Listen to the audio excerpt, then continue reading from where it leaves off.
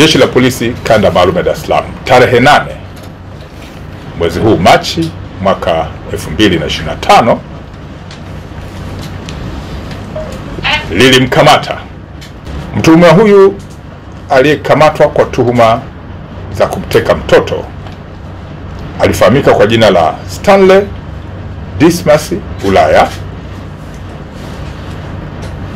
Baadaye ilikuja kubainika ni mkazi wa kata ya Nguruka, wilaya ya Uvinza, ambayo ipo mkoani Kigoma.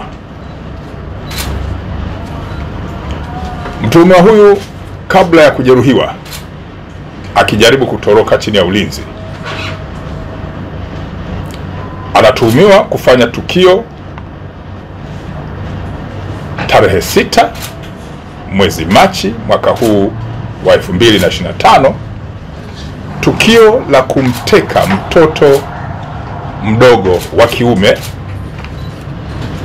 mwenye umri wa miaka 7 ambaye anasoma katika shule ya msingi Mbezi iliyo katika wilaya ya Ubungo jijini Dar es Salaam.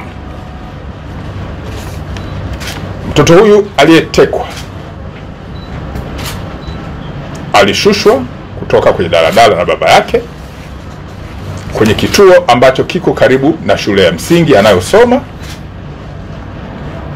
na hakurudi nyumbani mpaka saa 1 za jioni, wazazi walipoanza kumtafuta na baadaye kufanya mawasiliano na mwalimu wa shule ya msingi hiyo, ambaye aliwapatia namba ambayo ilikuwa kwenye daftari, ambapo mtuhumiwa huyu alikuwa akiipiga akitaka namba ya wazazi, na baadaye kupata namba za wazazi na kuanza kutaka pesa kwa vitisho kutoka kwa wazazi, pesa nyingi, kwamba wasipotoa mtoto yule watamdhuru, ikiwa ni pamoja na kumpotezea maisha yake.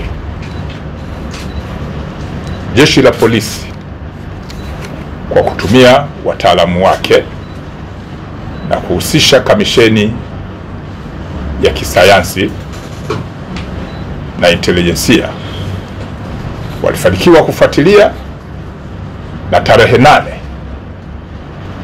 mwezi huu wa Machi mwaka 2025 mtuhumiwa huyu alikamatwa maeneo ya Bagamoyo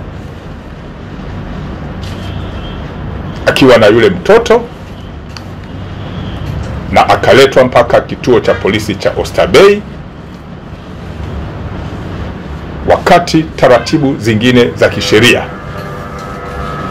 zikiwa zinafanyika za kutaka kumweka mahabusu, alikurupuka na kukimbia kutaka kutoroka chini ya ulinzi, ambapo jitihada za ziada za polisi zilifanyika za kupiga risasi juu kumtahadharisha, lakini akakaidi, na baadaye akapigwa risasi mguuni na kwenye paja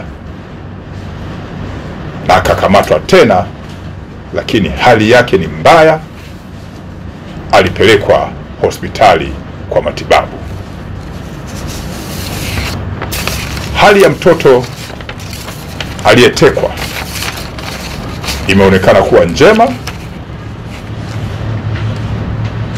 na taratibu zingine za kumchunguza zinaendelea kuhusiana na afya yake. Jeshi la Polisi Kanda Maalum ya Dar es Salaam linaendelea kulani vitendo vyote vya kihalifu, vikiwemo vinavyohusisha masuala ya utekaji, lakini pia kuiba watoto na makosa mengine, na kwamba jeshi halitakuwa na huruma na watuhumiwa wa namna hii. Litaendelea kuwashughulikia vikali, lakini kwa kuzingatia mifumo ya kisheria. Bwana amenipigia, kuna namba ibana inanisumbua sasa. Chukua ni namba ipigie. Sababu nataka namba ya mzazi wa mwanao. Nikapigia ile namba. Nipigia ile namba. Nikasema mtoto wako uko naye. Tunataka sisi. Tunahitaji basi kupatia kiasi cha pesa. Kiasi cha pesa ilikuwa kingi sana. Bado nilikuwa na mwanangu. Endelea kuwaomba wamwachie mtoto shuleni. Kaenda kuripoti kituo cha polisi Magufuli. Kuripoti kituo cha polisi Magufuli. Serikali polisi wakisema yachilisha polisi kufanya kazi yake. Kwa hiyo pale lakini endelea kwa sana na wale mabwana. Endelea kupigia simu kwamba tunapeleka pesa. Atoke pesa mimi nikaambia bala nitafuta sipati. Sababu pesa ilikuwa kingi sana bado ilikuwa siri. Endelea kunishia ndio chela mtoto wako uwezo kupata maiti usitumie pesa. Endelea kufanya vizuri. Jana wakati simu kwamba niende Kigamboni. Alitajia sehemu inaitwa Kisiwa cha Pemba. Nikachukue maiti yangu. Wakati nilipoenda Kigamboni nilifika mtaa Kimara. Nikapiga simu ya jeshi la polisi. Nikaambiwa mtumiwa wako umefanikiwa kukamata. Mwanao alikuwa naye. Ndio mwanao. Ndio mtoto wangu. Amefanikiwa kukamata.